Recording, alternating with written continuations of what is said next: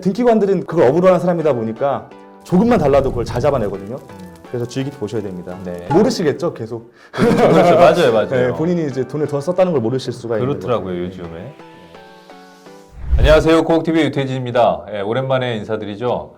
저희 새롭게 인사드릴 분을 모시고 왔습니다. 바른 법무사 사무소의 권진혁 법무사님입니다. 어서 오세요. 네, 안녕하세요. 네, 반갑습니다. 자, 저희가 법무사님은 처음 모시는데요. 그래서 이제 궁금한 점이 많습니다. 먼저 오늘 준비해 주신 게 셀프로 등기하시는 분들 굉장히 많이 있는데, 하다 보니까 아무래도 비용 절감을 위해서 많이들 그렇게 하시는데, 혼자 하다 보니까 실수하는 점들이 굉장히 많이 있다고 들었어요. 네, 맞습니다. 어떤 것들이 있나요? 주의할 것들이? 제가 예전에 한번 본 것 중에 등기소에 접수를 하러 갔는데 어떤 아주머니께서 등기소 직원이랑 실랑이를 하고 계신 거예요. 왜 그런가 봤더니 이분이 셀프로 근저당권 말소를 하시겠다고 돈을 갚으시고 서류를 받아오셨는데 뭔가 잘못 받아오셔가지고, 근데 문제는 그 돈을 받으신 분이 연락이 이제 안 되는 거예요. 아, 네네. 결국에 어떻게 해야 되냐, 이런 경우에 소송으로 가는 수밖에 없거든요.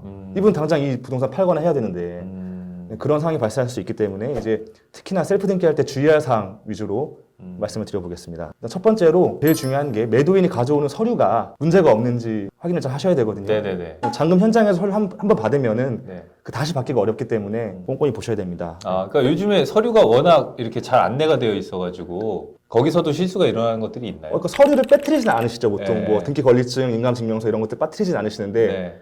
그 디테일 부분에서 뭔가 잘못 받았거나 네. 이 문제 없어 보이는데 나중에 등기관이 이거 문제가 있다 라고 했을 경우에 만회가 안 되는 경우가 있거든요. 서류는 잘 준비하는데 준비한 서류가 문제가 되었을 네, 때군요. 맞습니다. 네. 네. 네. 그거는 법무사인 저희들도, 저희나 또 저희 직원들 가끔 실수할 수 있는 부분이기 때문에 당연히 일반인 분들도 실수할 수 있다고 생각을 하거든요. 네. 첫 번째로 이제 등기 권리증이 있습니다. 네. 집무서라고 하시는데 거기 보면은 접수 일자랑 접수 번호가 있습니다. 그 접수 일자, 접수 번호를 그 등기부랑 확인을 해보셔야 되는데요. 네. 이게 딱 보기에는 이 집에 대한 등기 권리증이고 이 사람께 맞는 것 같은데 자세히 보면은 그 전 소유자 등기 권리증인 경우도 있고 그 부동산에 대한 건 맞는데 다른 등기에 관한 권리증인 경우도 있습니다. 실수로 그걸 받아오시게 되면 그거는 등기를 할 수가 없게 되는 거죠. 그리고 두 번째로 이제 인감 도장을 위임장에 날인하게 되시는데요. 네. 이제 그 인감 도장이 사람들이 보통 도장들을 여러 개 파는 경우에 비슷하게 파기 때문에 자기도 모르고 다른 도장을 갖고 오시는 경우가 꽤 있어요. 아, 네. 인감도장인지 아닌지 확인해야 되는 예, 거고. 맞습니다. 10명 중에 한두 명인데 네. 그게 생각보다 비슷해 보이는데 등기관들은 그걸 업으로 하는 사람이다 보니까 조금만 달라도 그걸 잘 잡아내거든요. 그래서 주의 깊게 보셔야 됩니다. 네. 그리고 이제 매도용 인감증명서를 받게 되시는데요. 네. 매도용 인감증명서나 이렇게 관공서에서 받는 서류는 등기 접수일 기준으로 3개월 이내에 발행된 것만 사용할 수 있습니다. 그래서 예전에 발행받은 거는 못 쓸 수가 있는 거고요. 네. 그리고 가끔씩 진짜 매도용 인감증명서에 매도인의 서명 부분이나 주민센터에 직인을 찍는 부분이 있는데 그 부분들 중 하나가 누락되어 있는 경우가 생각보다 굉장히 많아요. 그래서 그분이 서명을 안 하시고 그냥 발급받아 오셨거나 주민센터에서 인쇄를 해가지고 직인을 안 찍고 그냥 주는 경우도 꽤 있습니다. 네네네. 그것도 등기관에 잡아내고 등기를 안 해주기 때문에 그 부분도 확인을 잘 하셔야 됩니다. 네. 이럴 때 꼭 들어간 게 주민등록 등본이나 뭐 초본 같은 거지 않나요? 예, 맞습니다. 네. 주민등록 초본도 들어가야 되는데요. 네. 초본은 반드시 과거 주소 이력이 다 포함된 걸 달라고 하셔야 됩니다. 네네네. 왜냐하면 이 사람이 등기할 당시랑 지금이랑 주소가 달랐을 경우에는 네. 그 주소의 이력을 다 소명을 해줘야 되기 때문에 받으셔야 되고 또 주민등록 뒷자리가 다 공개된 걸로 받으셔야 됩니다. 근데 이게 셀프 등기를 하려고 하다 볼 때 본인이 직접 가야 되는데 그럴 때 바빠가지고 대리인이 갈 때 있잖아요. 그럴 때는 어때요? 보통 그 대리인이 위임장을 받아오시고 위임장 인감을 찍어 오세요. 인감증명서랑. 네. 근데 최근에도 뉴스에 나왔지만 이제 한국 등기 제도에는 공신력이라는 게 없습니다. 공신력이라는 게 뭐냐 하면 내가 소유자인데, 진정한 소유자인데 내 의사와 원치 않게 집이 팔렸어요. 그래서 등기가 돼버렸을 때 누구를 보호해 줄 것이냐라고 했을 때 등기를 아무리 내가 믿고 갖고 왔어도 진정한 소유자를 보호를 해줍니다. 그래서 등기부만 믿으면 되는 게 아니거든요. 그래서 그 대리인이 만약에 가족이나 친척 인감도장이랑 등기 권리증을 갖고 와가지고 자기가 대신 집을 팔아버렸을 경우에 나는 이 사람을 믿고 위임장도 있었으니까 그렇죠. 내가 소유자다라고 생각하겠지만 나중에 진짜 소유자가 나타나서 내 의사와 관계없었다. 다 이 사람이 단독적으로 한 것이다. 라고 하게 되면은 다 말소가 되게 되거든요. 소송이 들어가면은. 네.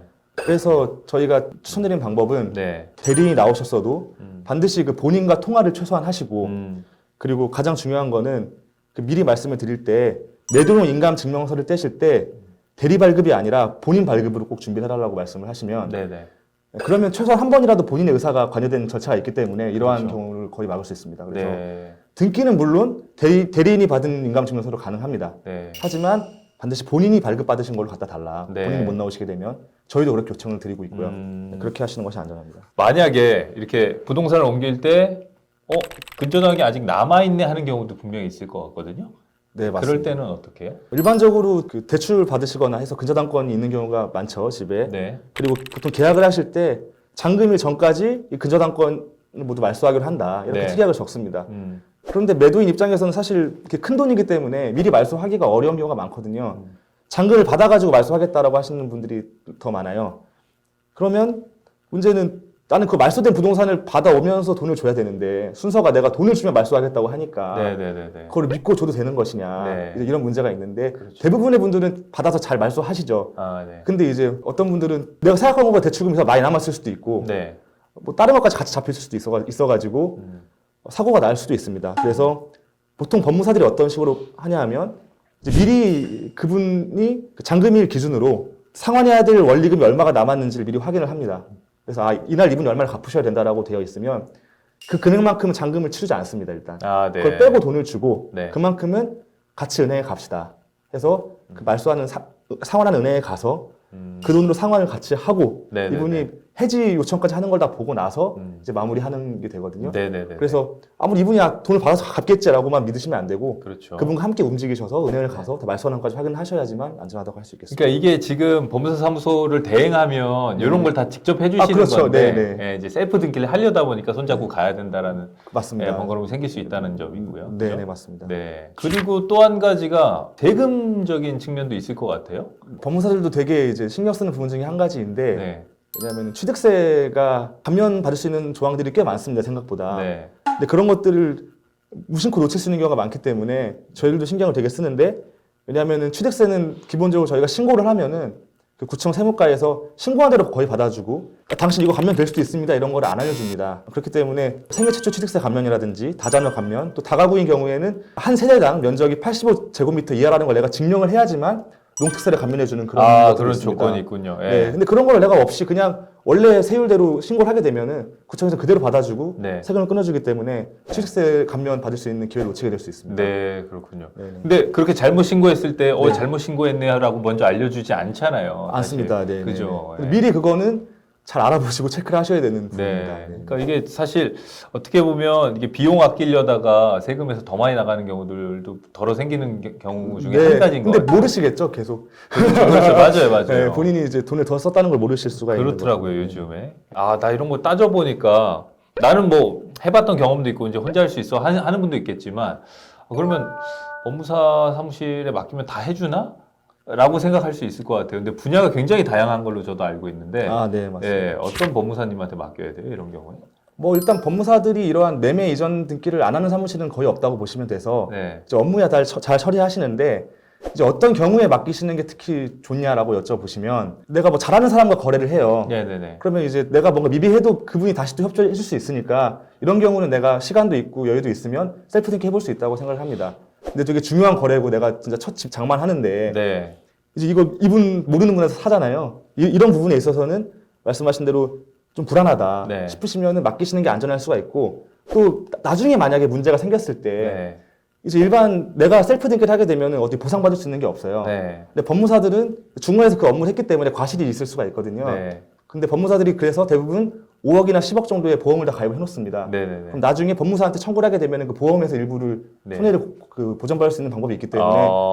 그 약간 수수료가 보험료라고 생각하실 수도 있는 부분이 있습니다. 네, 그렇군요. 네네. 그리고 이제 부동산에서 보통 법무사를 소개해 주게 되는데요. 그 법무사는 일단 부동산이 자기 거래처이기 때문에 부동산한테 또 영업비가 들어가고요. 그래서 조금 더 비용이 비싸질 수가 있고 또 이게 약간 조금 뭔가 좀 문제가 큰 문제는 아니지만 약간 이런 얘기를 해줄 수도 있는데 네. 그렇게 얘기하면 또 이 사람이 또 마음이 달라질 수가 있잖아요. 네네네. 근데 그렇게 되면 그 부동산이 싫어할 거 아닙니까? 그 사람 네. 거래가 돼야 되니까. 네. 그 매수인의 편보다는 부동산의 편에서 이렇게 웬만하면 거래가 되게 하려는 네네네. 이제 그런 입장에서 일을 하다 보니까 매수인의 어떤 권리를 대신해서 이렇게 일하는 건 아니라서 개인적으로는 별도로 법무사를 선임하시는 게 좋다.